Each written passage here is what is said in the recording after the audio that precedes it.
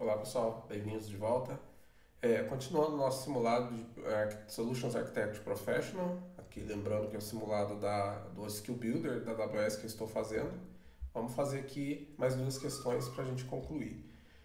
Então vamos lá, uma empresa de web design cria e mantém produtos de clientes em conta separada da AWS. A empresa tem sua própria conta da AWS e tem acesso total para gerenciar contas da AWS em nome de seus clientes.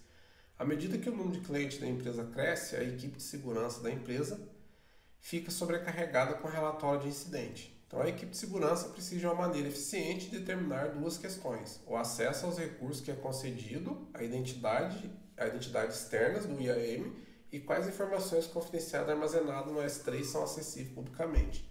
Qual solução atende a esse requisito com menor quantidade de custos operacionais indiretos? Bom, aqui a gente tem um cenário clássico, né, de gestão de várias contas. Aqui o cenário descreve que é uma empresa que gerencia várias contas de outros clientes, né? Então, quando a gente tem um cenário de várias contas, a primeira coisa que a gente tem que pensar, quando o desafio é a gestão de várias contas, é pensar no AWS Organization, né? De cara, a gente já tem que ter o conhecimento mínimo do que é o Organization. Então, toda vez que eu tenho um cenário de várias contas, eu penso em duas coisas para gerenciar. Primeiro, o AWS Organization e segundo, o AWS Control Tower, que os dois juntos vão facilitar muito essa questão de várias contas. Mas vamos avaliar aqui. Então, aqui eles querem levar em consideração dois pontos, que é verificar, né, o acesso de recursos que é concedido à identidade externa no IAM e qual a informação armazenada no S3 são acessíveis publicamente. Então, vamos ver que tipo de arquitetura a gente consegue fazer para poder atender isso com o menor custo operacional possível. Então vamos lá. Como eu falei, a gente sabe que precisa de ter o Organization para facilitar. Então, para agilizar aqui, eu tenho duas questões com o AWS Organization e duas não tem Organization. Vamos avaliar para a gente ver. Essa questão já é bem maior, as respostas aqui, mas vamos avaliar. Então vamos tentar fazer aquela leitura dinâmica novamente para facilitar? Então vamos lá. Letra A. Configurar o AWS Organization na conta da empresa. Convidar todas as contas de cliente para uma única unidade organizacional. Beleza. Então na letra D a gente também tem, vamos ver. Também vou configurar o Organization na conta da empresa e convidar todas as contas cliente para uma única unidade organizacional. Beleza. Depois a gente tem configurar todas as contas do cliente como contas membros do AWS Security Hub. Então, configurar, ativar o AWS Identity and Access Manager e o Access Analyzer e o MES em todas as contas. Bom, já ficou diferente aqui, então faz sentido avaliar agora parte por parte. Então vamos lá.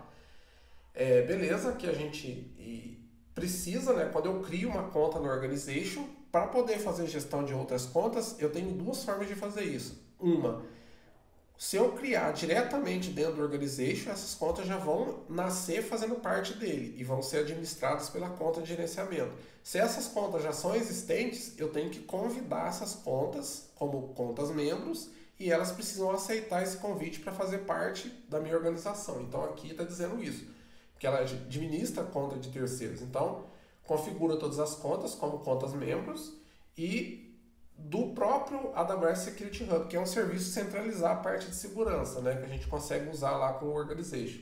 Depois eu vou ativar o MES, o AWS MES é o responsável por identificar dados PII, né, dados pessoais lá no S3, se tiver armazenado em algum lugar, o MES é um serviço específico para isso. E depois ele vai usar o AWS Identity Access Manager, aqui o IAM, Access Analyzer, que aqui ele vai analisar com relação aos acessos, né? Que permissão que tem, o que o usuário está usando, ele vai conseguir pelo o IAM Analyzer fazer isso. E usar o CloudTrail na conta da empresa e em todas as contas clientes. Com o CloudTrail vai conseguir rastrear ali o uso de APIs, quem está usando quando, e usar o Security Hub para analisar todas as descobertas. Então aqui é interessante essa aqui, porque ela tem os elementos que precisa, né? E está usando o Security Hub para centralizar tudo, porque o nome já diz, um hub, né? Para centralizar todas as descobertas. Ele está analisando os acessos dos usuários do IAM, está olhando a questão dos dados públicos no MES e está usando o CloudTrail para ver as chamadas de API. Parece uma resposta muito boa. Então vamos ver o restante da D que tinha semelhança. Então aqui, depois de fazer a unidade organizacional, aqui percebam que ele já vai para a parte de ativar o Identity Access Manager, Analyze aqui. o MES em todas as contas, aí ele cria uma função do Lambda que gere painéis do CloudWatch. Aqui já começou a ficar estranho. Lambda para gerar painel do CloudWatch, mas aqui a gente não está falando de log. E aqui continua, implanta essa função com base na regra do Event Bridge, da descoberta de rede do MES e uso IAM. Aí já começou a ficar complexo a solução, mas a questão aqui principal é, não basta eu criar o organization na conta da empresa, eu preciso convidar essas contas membros para fazer em parte, porque senão eu não vou conseguir fazer a gestão, eu só vou ter uma U criada, mas eu não vou fazer a gestão. Então aqui a gente não resolve por esse motivo, e a solução também estava ficando muito complexa. Voltando aqui para A, B e C, em cada conta de cliente criar uma função em conta que publicará a descoberta lá no IAM Access Analyzer, usar o Guariduri e o MES. O Guariduri é uma ferramenta de proteção ali, né, consegue identificar um risco ali, mas de novo eu não tenho aqui, para mim ler o restante aqui nem precisaria, porque eu fazer em cada conta do cliente eu já vou ter um esforço operacional grande aqui. Porque eu vou ter que entrar conta por conta, quanto isso for aumentar, eu vou ter que fazer em todas as contas. Então, não parece viável. E para ganhar tempo, eu não preciso ler totalmente. A outra é a mesma coisa, a letra C. Em cada conta do cliente, criar uma função entre conta, publicar a descoberta. Aí já envolveu o Detective no meio aqui da AWS, o Audit Manager, aí o MES, Bucket S3, aí invocar a função do Lambda. Quando chegar um novo dado, eu já vou ter que usar o event do S3 aí para poder criar painel na visão. Então já está ficando muito complicado isso aqui. Então essas duas questões aqui realmente não vai atender. Então essa primeira aqui funciona melhor porque o Organization vai ajudar a gerenciar as contas. Eu vou centralizar a parte de informação que eu preciso de segurança tudo no meu Security Hub. Vou conseguir visualizar isso de maneira centralizada. E aqui eu tenho tudo que eu preciso. O MES para poder verificar dado sensível lá no S3, o IAM Analyzer para verificar a questão de acesso, inclusive me ajudar a construir política mais eficiente, né? Porque ali eu consigo ver, por exemplo, um acesso que foi concedido e está tantos dias sem utilização. Faz sentido eu remover? Eu posso construir política em cima disso. Mesma forma, usar o CloudTrail para analisar o que está sendo acessado. Então, essa aqui atende o requisito. Então, vamos aqui para a última questão. Uma empresa de varejo armazena dados de venda de milhões de produtos em um banco de dados MySQL executado em instância EC2. Então aqui a gente tem um MySQL e um EC2.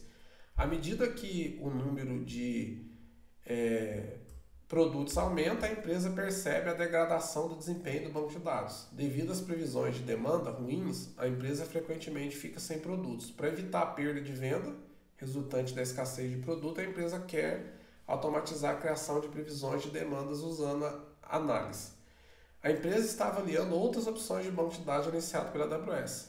A empresa tem o seguinte requisito. Então, antes da gente falar o requisito, a gente tem um banco que está rodando um EC2, um MySQL, e a empresa ela quer está avaliando, né, bancos gerenciados pela AWS. Então, duas informações importantes. Então, qual é o requisito para isso? Realizar a análise dos dados recebidos a cada minuto, reconhecer tendência de comportamento do consumidor como visualização diária, página, taxa de abandono de carrinho, pedidos semanais com base em função agregada derivada de correlação. E armazenar com eficiência centenas de terabytes de dados, incluindo dados atuais históricos para otimizar o desempenho. Então, beleza, esses são os critérios, né, os requisitos. E qual solução atenderá esse requisito com melhor quantidade de custo operacional indireto? Beleza, mesma coisa, menor esforço, né? Também econômico. Então, vamos ver o que a gente pode fazer. Se a gente for olhar pelo fato de ser um MySQL, a gente pode ser que venha na cabeça, beleza, então eu vou ter que trocar por um banco relacional, porque é um MySQL. Na verdade, não foi isso que foi dito aqui, né? Não criou isso como critério. Não diz que a gente não pode trocar por um que não seja.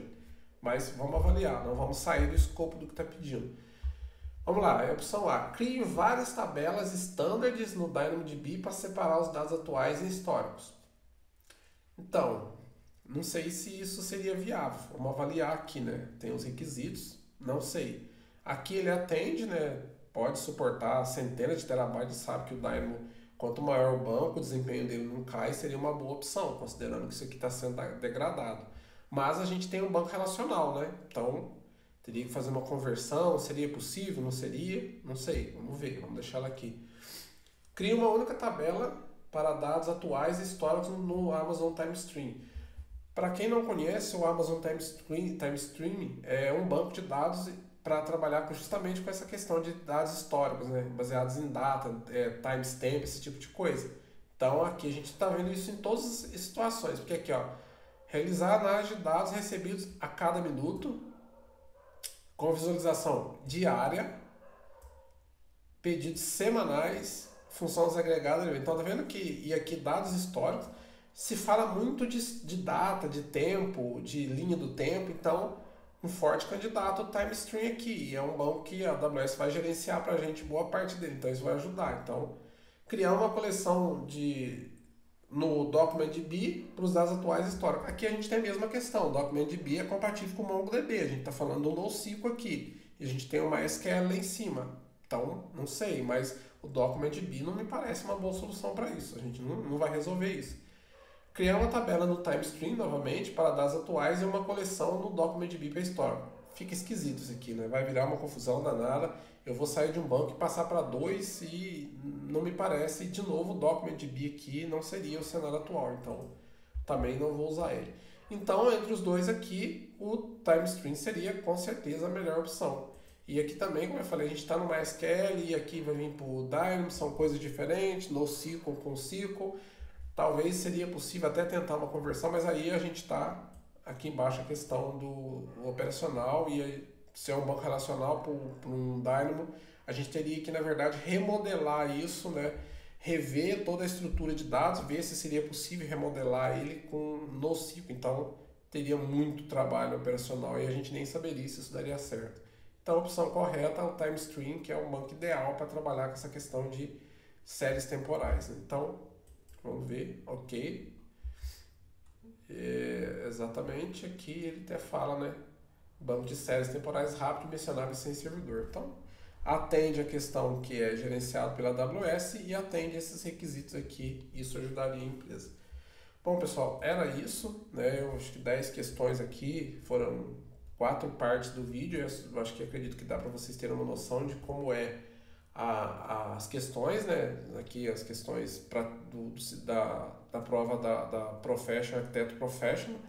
Então, como vocês perceberam, são questões um pouco maiores, envolvem mais serviços, né? Envolvem bastante conceitos de arquitetura na AWS, envolve questão de redução de esforço operacional, melhor custo, melhor performance, e são questões maiores, né? Tanto a questão quanto as opções de resposta, mas é uma coisa que dá para fazer, é uma prova que precisa concentração, precisa fazer a administração do tempo muito bem, por ter 75 questões e são 3 horas para fazer, sem os 30 minutos adicionais, né? O que realmente parece muito tempo, mas para 75 questões não é tanto tempo assim, a gente deve ter por volta de 1 minuto e pouco cada questão, então realmente a gente precisa, na verdade a gente tem um pouquinho mais de 2 minutos na verdade por questão, mas precisa ser muito bem administrado porque tem questões que a gente vai gastar mais tempo, tem questões que a gente vai gastar menos tempo, então precisa estar bem preparado ali com relação à gerência do tempo. E não tem muito para onde a gente fugir, a gente precisa ter um conhecimento mais profundo dos serviços da AWS para poder, né, conseguir entender esses cenários e achar ali a resposta mais adequada. Então espero que tenham gostado e até a próxima.